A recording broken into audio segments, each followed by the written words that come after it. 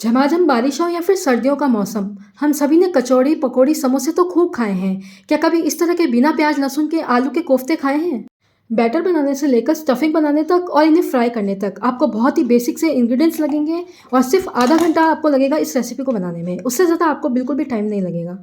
और जो टेस्ट है इसका इतना लाजवाब है कि इसे आप बिना चटनी के भी खाएंगे तो बड़े टेस्टी लगेंगे। इन आलू के कोफ्ते, आलू वड़ा को आप लंच, डिनर, ब्रेकफास्ट कभी भी बना के खा सकते हैं। इनफैक्ट कोई भी छोटा-मोटा ओकेजन, गेट टुगेदर या पार्टी है, तभी भी आप इन्हें सर्व कर सकते हैं as a tea time snack या फिर इवनिंग स्नैक के रूप में। तो बिना देरी किए रेसिपी शुरू करते हैं। और अगर आप मेरे चैनल पर नए हैं तो चैनल को सब्सक्राइब करना ना भूलें, जहाँ आपको मिलेगा खाने का स्वाद जो हमेशा रहे याद। तो आलू के कोफ्ते बनाने के लिए सबसे पहले हम बनाएंगे बैटर। तो मैंने यहाँ पे लिया है 1 कप बेसन। बेसन को आपको छलनी से अच्छे से छान लेना है। उसके बाद हम इसके अंदर डालेंगे 1/4 चम्मच नमक। नमक आप अपने टेस्ट के अकॉर्डिंग डाल दें। इसी के साथ 1/4 चम्मच डालेंगे हल्दी पाउडर, जिससे बहुत ही बढ़िया कलर आएगा, और 1/4 चम्मच डालेंगे लाल मिर्च पाउडर। हम कोई भी इसके अंदर तेल का मोइन वगैरह ऐड नहीं करेंगे, सिर्फ थोड़ा थोड़ा करके हमें इसके अंदर पानी डालना है और बैटर को रेडी कर लेना है। और जो बैटर की कंसिस्टेंसी है, ना तो आपको पतली रखनी है ज़्यादा और ना ही ज़्यादा गाढ़ी।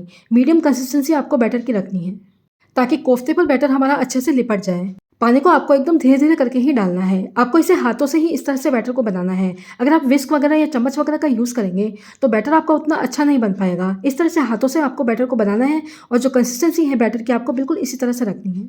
अब हल्का सा मीठा सोडा हम मिलाएंगे, वो मिलाएंगे हम बाद में। अब इस बैटर को हम रख देंगे साइड में, तब तक हम स्टफिंग बना लेते हैं। तो मैंने यहाँ पे लिए हैं 10 आलू। आलू को हमें अच्छे से मैश कर लेना है। आप चाहे तो मैशर का यूज़ कर लीजिए, या फिर आप चाहे तो इसे चम्मच से इस तरह से मैश कर सकते हैं। आलू को मैंने प्रेशर कुकर में डालकर 5 से 6 सीटी आने तक बॉईल कर लिया था।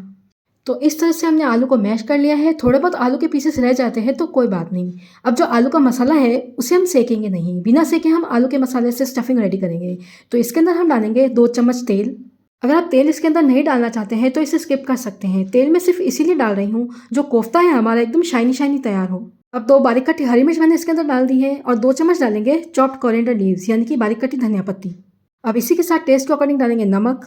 तो आधा चम्मच मैंने यहाँ पे ऐड किया है नमक, और इसी के साथ हम यहाँ पे डालेंगे 3 चम्मच लाल मिर्च पाउडर। अगर आप कम तीखा पसंद करते हैं तो लाल मिर्च पाउडर की क्वांटिटी आप कम ऐड कर सकते हैं। अब इसी के साथ यहाँ पे जाएगा आधा चम्मच काला नमक। 1/4 चम्मच डालेंगे गरम मसाला पाउडर। इसे आप ज़रूर ऐड कीजिएगा, इससे आपके मसाले का टेस्ट 2 गुना बढ़ जाएगा। 1/4 चम्मच डालेंगे हींग।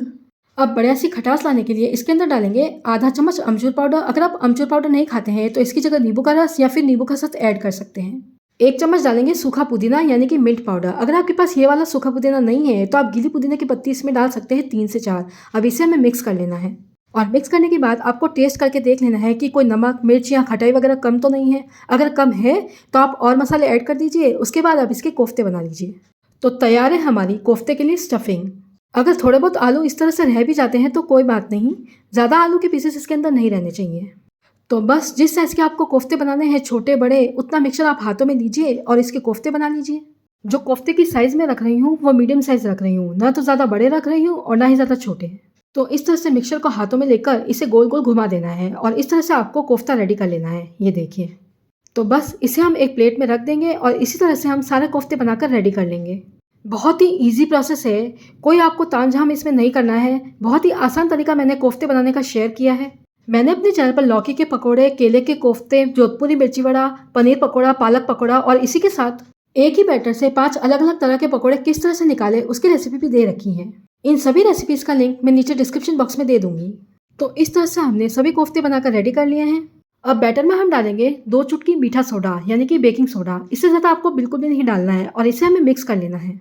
सिर्फ 2 चुटकी आपको मीठा सोडा ऐड करना है, और जो बैटर की कंसिस्टेंसी है देखिए बिल्कुल इसी तरह से होनी चाहिए। अगर आपका बैटर गाढ़ा है तो थोड़ा पतला कर लीजिए, और अगर पतला है तो थोड़ा सा और उसके अंदर बेसन ऐड करके आप उसे गाढ़ा कर सकते हैं। तो कोफ्ते को फ्राई करने के लिए मैंने यहाँ पे लोहे की कढ़ाई ली है। आप कोई भी कढ़ाई यूज़ कर सकते हैं, बस वो मोटे तले वाली होनी चाहिए, और जो बैटर की कंसिस्टेंसी है बिल्कुल इसी तरह की होनी चाहिए। अब एक एक करके हम कोफ्ते को बैटर में डालेंगे, और कोफ्ते को हमें बैटर से पूरा इस तरह से कवर कर देना है।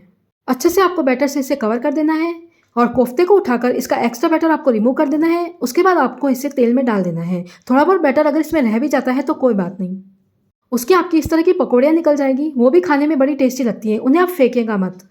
तो बस इसी तरह से हमें सारे कोफ्ते को इसमें डिप करना है, और डिप करके एक्स्ट्रा बैटर रिमूव करके इसे हमें तेल में डाल देना है। जब आप कोफ्ते को तेल में डाल रहे हैं तो तेल आपको पूरी तरह से गर्म होना चाहिए। हल्का सा बैटर आप तेल में डाल के देख लीजिए। अगर बैटर डालते ही ऊपर आ रहा है, इसका मतलब तेल आपका पूरी तरह से गर्म है। आप कढ़ाई को पूरा मत भरिएगा, थोड़ी-सी स्पेस आपको रखनी है ताकि आप इसे अच्छे से उलट-पुलट कर पाएँ। जो गैस की फ्लेम है आपको हाई ही रखनी है, लो बिल्कुल भी मत करिएगा। कब आपको लो करनी है मैं आपको बता दूँगी। जब ये हल्के से सिकने लग जाएँगे तब इसे हमें पलट देना है। और ये देखिए नीचे ये बिल्कुल भी चिपके नहीं है। एकदम मोटे तले वाली कढ़ाई आपको यूज़ करनी है, तभी आपके जो कोफ्ते हैं एकदम परफेक्ट बनेंगे। ना तो ये बिखरेंगे और ना ही चिपकेंगे। और जो बैटर की कंसिस्टेंसी है आपको बिल्कुल इसी तरह से रखनी है, तभी आपके जो कोफ्ते हैं एकदम परफेक्ट बन पाएँगे, एकदम मार्केट जैसे। अब इस स्टेज पर हम गैस की फ्लेम को स्लो करेंगे, क्योंकि हमारे जो कोफ्ते हैं दोनों तरफ से एकदम हल्के-हल्के फ्राई हो गए हैं। बस बीच-बीच में आप 1 से 2 बार इसे स्लो फ्लेम करते रहिए। ज़्यादा आपको स्लो फ्लेम पे इसे फ्राई नहीं करना है। और जो ये पकौड़ियाँ हैं उसे हमें अलग से निकाल लेना है। ये अच्छे से फ्राई हो गई है। आप इसे ऐसे ही उठा-उठा के खा जाइए, बड़ी टेस्टी लगती है। आधा मिनट से भी कम टाइम तक मैंने इसे स्लो फ्लेम पे रखा था। अब मैंने फिर से गैस की फ्लेम हाई कर दी है और इसे हमें सुनहरा होने तक फ्राई कर लेना है। इस तरह से उलट-पुलट करते हुए एक गोल्डन ब्राउन कलर आ जाए तब तक हमें इसे फ्राई करना है। और ये देखिए एक बड़ा सा कलर आ गया है। अब इसे हमें कलछी से निकाल लेना है और एक्स्ट्रा ऑयल रिमूव करके इसे हम एक प्लेट में ट्रांसफर कर देंगे। ना तो ये तेल में फटे हैं और ना ही ऑयली ऑयली बने हैं। एकदम गोल गोल और सुनहरा कलर के हमारे कोफ्ते बनकर रेडी हुए हैं। अगर आप बैटर एकदम परफेक्ट तरीके से बनाएंगे तो इस तरह के गोल गोल आपके कोफ्ते बनेंगे, बिल्कुल भी ना तो बिखरेंगे और ना ही ऑयली ऑयली बनेंगे। एकदम परफेक्ट तरीके से ये सीखे हैं, कहीं से भी ना तो कच्चे हैं और ना ही ये जले हैं। तो इन गर्मा-गर्म आलू के कोफ्ते यानी कि आलू वड़ा को मैं सर्व कर रही हूँ इमली की चटनी और टोमेटो केचप के साथ। इमली की चटनी सभी तरह के चाट, स्टार्टर, स्नैक्स के लिए किस तरह से बनाएं उसकी रेसिपी दे रखी है मैंने अपने चैनल पर, लिंक मैं नीचे डिस्क्रिप्शन बॉक्स में दे दूंगी। तो मेरे तरीके से आलू के कोफ्ते की रेसिपी को अपने घर पर आप ज़रूर ट्राई कीजिए और ट्राई करने के बाद अगर आपको लगे कि रेसिपी अच्छी बनी है तो वीडियो को लाइक और शेयर कर दीजिएगा। मिलते हैं इसी तरह की ईजी, टेस्टी और इनोवेटिव रेसिपीज़ के साथ, तब तक के लिए bye friends, have a nice day.